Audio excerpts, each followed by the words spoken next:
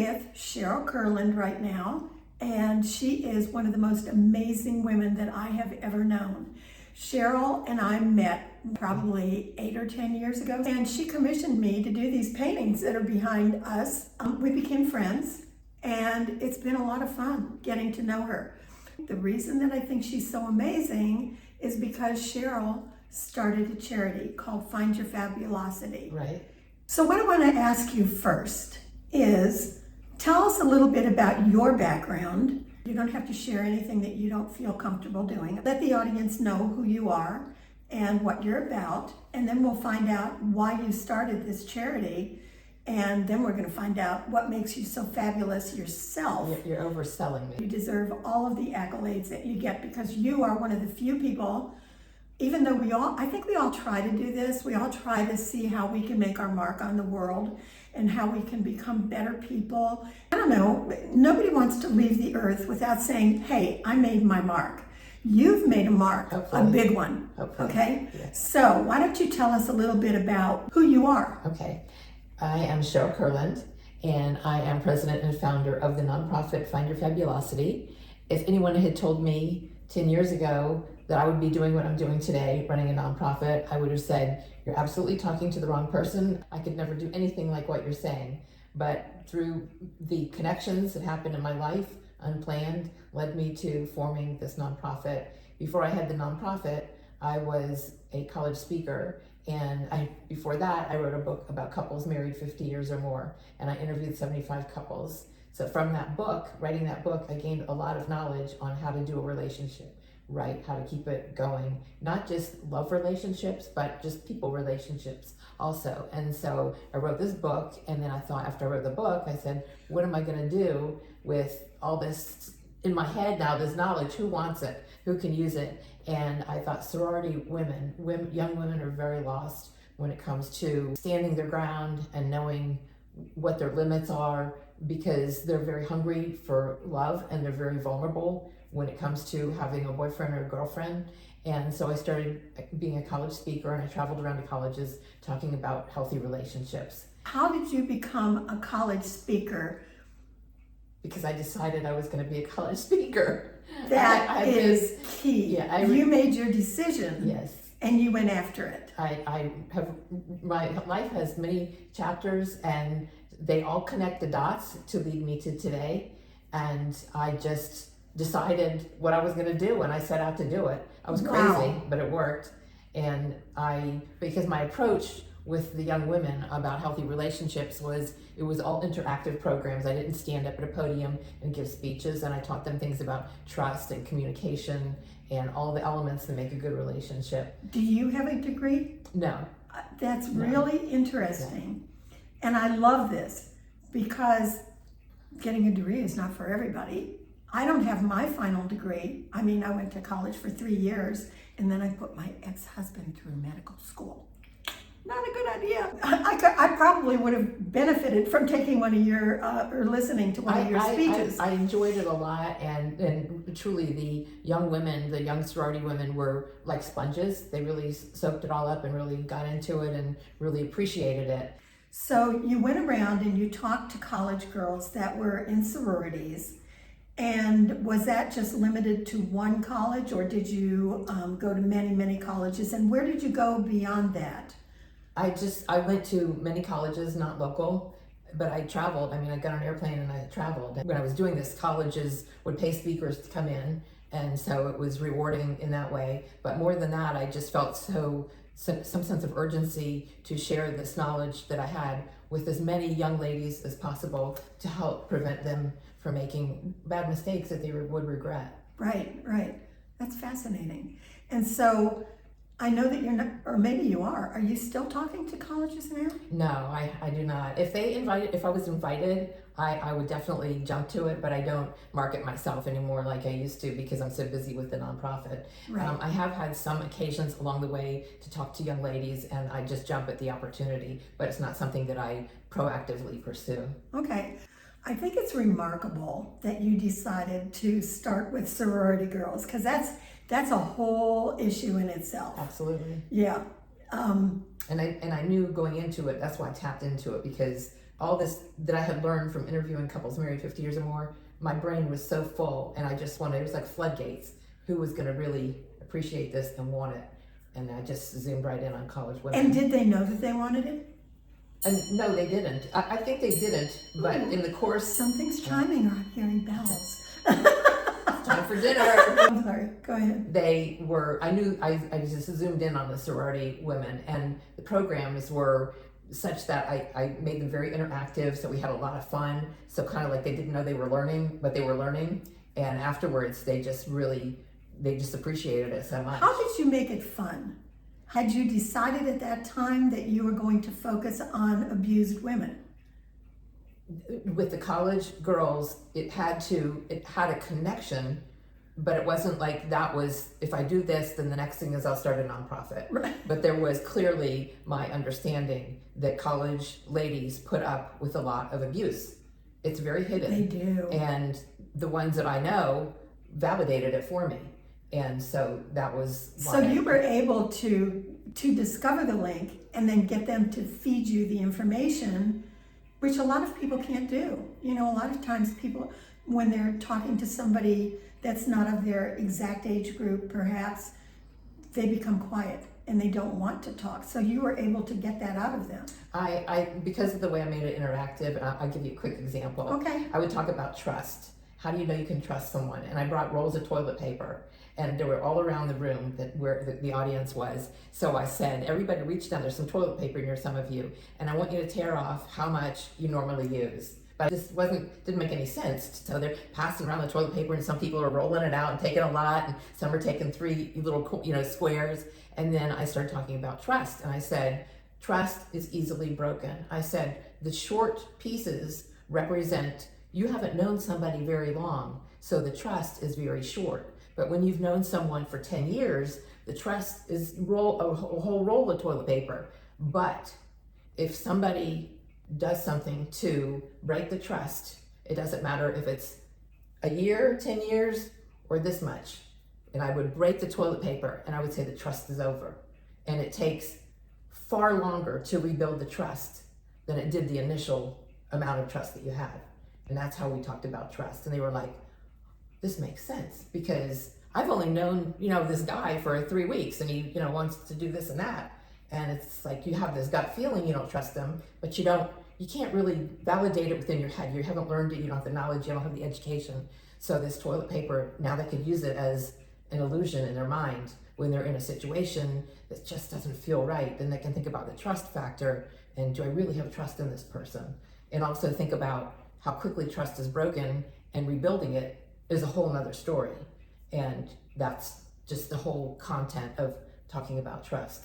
But it was based on these rolls of toilet paper. Right. And it got, right. They were all laughing and everything, but then it got quiet when I started really discussing how they work, how the toilet paper related to trust. So then after, as you moved on from all of these things that you were doing, what was the next step that took you towards the discovery that perhaps you wanted to work with abused women? The next step in my amazing history that I never planned or never thought out was in the summer of 2015. Colleges are out, there's no traveling, no speaking engagements. And in Seminole County, where we live, Seminole County, Florida, the Sheriff's Department puts on a class called Community Law Enforcement Academy. It's for civilians to learn about the Sheriff's Department. And every week we talk about a different department. And one week it was on domestic violence. And I listened, and they played tapes. They played 911 calls. And I started thinking, I gotta do something to participate in this in some way. I just felt so moved by what we were hearing. And I don't mean to interrupt, but I'm kind of curious. Is that program still in effect? Can people still take that? I am not certain if they're doing it right now, but it's easy to find out. It's just look it up online, Community Law Enforcement Academy in Seminole County. Who knew? And it's free. It's free.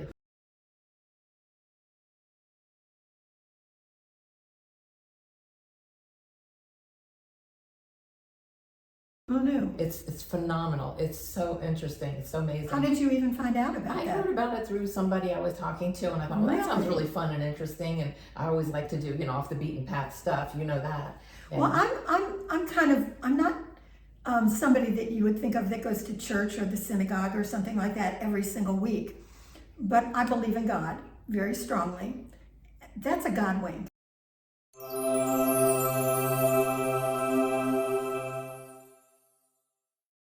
Do you know what a God wink Yes, is? it's a God wink. That's a God wink. I know all about It's something them, that segues you into something, and all of a sudden the light goes off, and it's just kind of like a little nudge. Exactly. So that's interesting. Yeah, that's the best way to describe it, a God wink.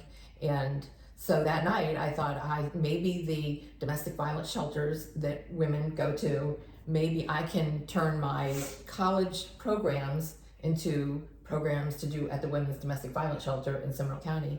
And I contacted the shelter director and I said, this is an idea I have. Do you have anything like it going on, and would you want me to do it? And they gave me the green light. So I took the programs I was doing for sororities and I redesigned them so that they would be fitting to women who were abused. I also had to take a class in order to be at the shelter to train you how to work with victims. And it's a certification you have to get. And so I started doing the workshops, and that was the next phase of what was going to lead me to the nonprofit. So I'm curious, how did all of this lead into lipstick? When I was giving the workshops at the local shelter, the local domestic violence shelter, there would be about 6 women in a room. We'd sit around a conference table, and I would give the workshop parallel to what I used to do for the sorority girls, but it was redesigned. And I just saw how empty and barren and heartbroken these women were. These are all women who have been abused, and severely abused if they're in the shelter. They're scared for their life. That's why they're there. And I thought, how can I really help these women feel like women again? What is something I can do? And growing up, my mom just would say to me, Sheryl, if you're having a bad day, just go put on a little lipstick.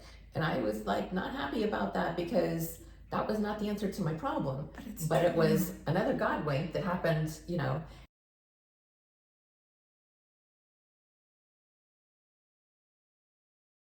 So I went to a store and I bought 25 lipsticks on my own, and I started taking them to the workshops, which were every 2 weeks or once a month. So I brought the lipsticks and I just put them in a Ziploc bag, and at the end of the workshop, I would take out my little Ziploc and I spilled the lipsticks on the table. And I said, everybody pick one. Thank you for coming. I hope this makes you feel good. And then it was just like magic. It was like I took a magic wand to the room. All the pain just lifted. Oh my gosh. And the sunshine came out, and these women sat there and talked to each other like women do. They're chit-chatting, helping each other pick the right color. And I'm like, what just happened? And I was in complete disbelief. And this happened over and over again. I would give the workshops once a month or every couple weeks, and it would be a different group of women. And I'd just repeat the same pattern and the same exact reaction. It was just, they became happy. They found their soul. They found who they used to be. From a tube of lipstick. From having. Isn't that incredible? Well, when you've had everything taken away from you, yeah, not just physical things, but your emotional self, your spiritual self, you're raw. And to have somebody give you something, and you put on the lipstick, and you look in the mirror, and you go, I see myself again. I can do this. And this is the woman a few minutes ago who said, I'm not so special. You're going to I'm not so special. I'm a vessel. You are I've become amazing. A vessel. Amazing. And I love the joy that you get I do. out of helping other women. It's so important. The feeling, though, I always tell the volunteers that have helped me out, and I always tell them, hold a lipstick, and if you can imagine the joy that this is going to bring somebody, that is the greatest feeling in the world. So I get to do that every single day.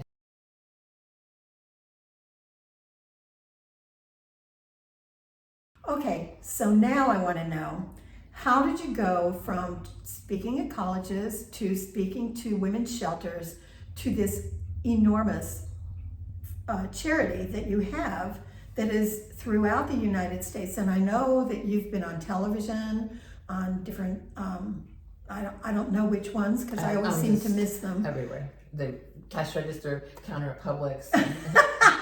I've had some wonderful media opportunities that have given us great exposure. Some of them, God winks, how they happen. But so I had the calling to start a nonprofit. I know nothing about starting a nonprofit, and I just started taking steps and doing research and grabbing people here and there who could help me. And my initial goal was to have a domestic violence shelter, one in every state in the United States, that we would send lipsticks to. And myself, You send them. we would send free lipsticks to the shelters. And a friend and I, we did smiling and dialing. We called shelters. We went on the internet and just started calling shelters. And this friend was in sales, so she taught me how to do this right. And we finally got 50 states to participate. Wow. And it's an interesting little kernel. When you call anybody and offer free, they think it's a scam. But if you're calling a domestic violence shelter, they're very, very leery of anything. And so I had rejection to deal with from the outset. But we got going, and then as far as getting lipsticks, I just started pounding the pavement. I went to Target and Walmart. I said, if you'll give me a gift card, I'm going to turn around and buy lipsticks. And then I started finding different ways to get lipsticks. I did more speaking. I talked to all around Central Florida. I tapped into all the women's clubs I could find, the book clubs, the garden clubs, anybody who would listen to me. And I said, you don't pay me, just bring lipsticks. And that's how lipsticks just started pouring in. And interestingly, like I would speak at a club, say it was a professional women's group. And a lot of times before the women came to the meeting, they would do their own lipstick collection at their office. So they weren't bringing one lipstick, they were bringing a shoebox full of lipsticks. Wow. Yeah. And then even across the United States, I have different women's organizations contact me and they say they want to do a lipstick collection. So it's coming from all directions. It's a conglomeration of so many people giving their time, effort, and energy to make this successful. And it keeps my adrenaline going because I don't ever have to worry about, how am I going to get all this done, because there's so many people that are willing to help me out. And they really, it's so bittersweet, really, because it's so joyous to be doing this every single day. But to think that many lipsticks are, we're now at over 110,000 lipsticks, and we When haven't you even, think about that, yeah. in my mind, I'm thinking, well, then there's 110,000 women who have been abused. Absolutely. That's a lot. That's why I say it's so bittersweet that it's rampant, and it's really, you would be shocked at the people who are victims of domestic abuse or have been victims of domestic abuse. I always say, if you want to keep a secret, if you want to tell a secret to somebody and you want it kept a secret, you give it to a woman who's a victim of domestic violence. They are the best secret keepers about the abuse that they're enduring. Right now, we are in Cheryl's office in her home, and it is fabulous. I love this. Oh, look at that. She's got a fabulous on her chair. That's really cool. Look at all these lipsticks. Oh my God. This is crazy. Peony pink. Oh my gosh. All of these lipsticks at the bottom. I know I've given you lipsticks that I just go into a store and buy. I've gotten some on Amazon. And so you're saying that the other stores that those came from, they also have good prices on lipsticks too. Every one of these lipsticks and lip glosses is part of Find Your Fabulosity's mission to send these, each and every one, to domestic violence And how will they victims. contact you? My website is findyourfabulosity.org, FABULOSITY, findyourfabulosity.org. And to get information about donating, there's a click on tab that says donate, and there you have all the information you need to send us lipsticks, or we take money. Okay, fantastic. Thank you. So the lipstick started building, and Now, these are all brand new lipsticks. They're all new, I yeah. want to make sure that Yes. you understand. She's not saying, look, I love the lipstick I'm wearing. Oh, I think I'll give this to Cheryl. No, they're all new. brand new sealed lipsticks. Yeah, they have to be for hygiene. Of course. And also, it's, we're giving these women back their dignity, and we want them to feel their sense of value, and having a new lipstick is what really makes it happen. It's so impactful when it's a new lipstick. I have actually been at your house and seen cartons upon cartons of lipsticks, Yes. brand new Yes. lipsticks. I mean, it's got to be thousands of them. It is thousands that we have. When we do a mass mailing of lipsticks to shelters, we now have over 300 shelters that we send lipsticks to, which is huge. And I never say no to anybody. We're going to volunteers, and we make the packages that are going to go to the shelters. Every mail out is 1,250 lipsticks. It's 25 lipsticks for every shelf for fame, really. And so Wow. I'm constantly, I've tapped into other makeup companies that have been wonderful to partner with us, but also the generosity of people from around the country. I went to my mailbox today and there was a big package. Somebody had bought a bunch of lipsticks and sent them to me, and that's how it really, we all together keep it going. We keep the lipsticks going. That is fantastic. You are amazing, truly amazing. I thank you. It's, Thank you're you. doing a good thing, because I myself, I think like everybody, men and women, you don't wake up feeling great or the handsomest or the most beautiful every day. And I certainly don't. It's a rare day when I wake up and look in the mirror and go, wow, you are really something. I don't even look in the mirror. You're brave. That's not happening. You're brave to look But in the I'll mirror. tell you, it is really true. Your mom was right. Yes. I wear lipstick every day. Mm-hmm. I may not have my mascara on, I may Yeah. not have blush on, Yeah. but I wear lipstick every day I- myself. So how do you, how are you able to send out 1,250 lipsticks? I'm just the leader.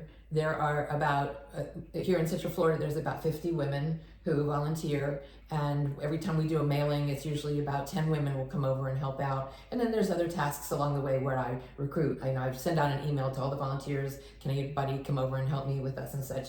And they're just enthusiastic, they love it.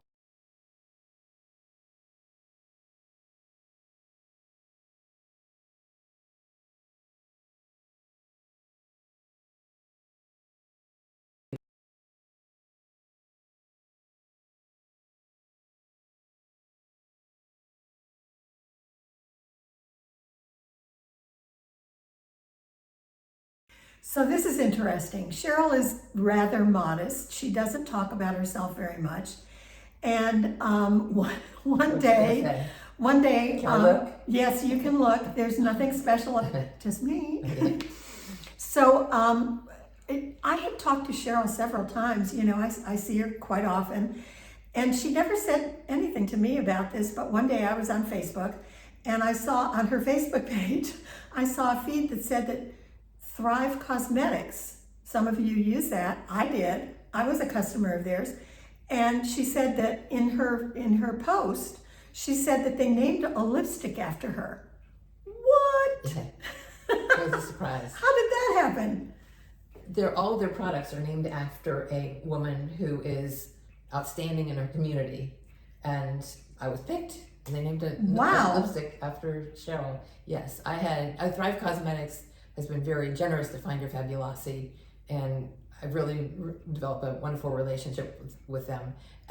But the lipstick was a complete surprise. I found out about it through an email from the chief executive officer. It was a video, and then the doorbell rang and there was a box, and I opened the box and it was full of Sheryl lipstick. So that was, Oh my God, that is really, exciting. that's exciting. Yeah. That's exciting. It's a whole tribe of people from all around, not just locally, all around the nation, who've been supporting Find Your Fabulosity in so many ways, besides giving lipstick and money. They've just been, and women understand lipstick, and women also understand that domestic violence is a silent epidemic in the United States. And the combination of the two, people just gravitate to Find Your Fabulosity.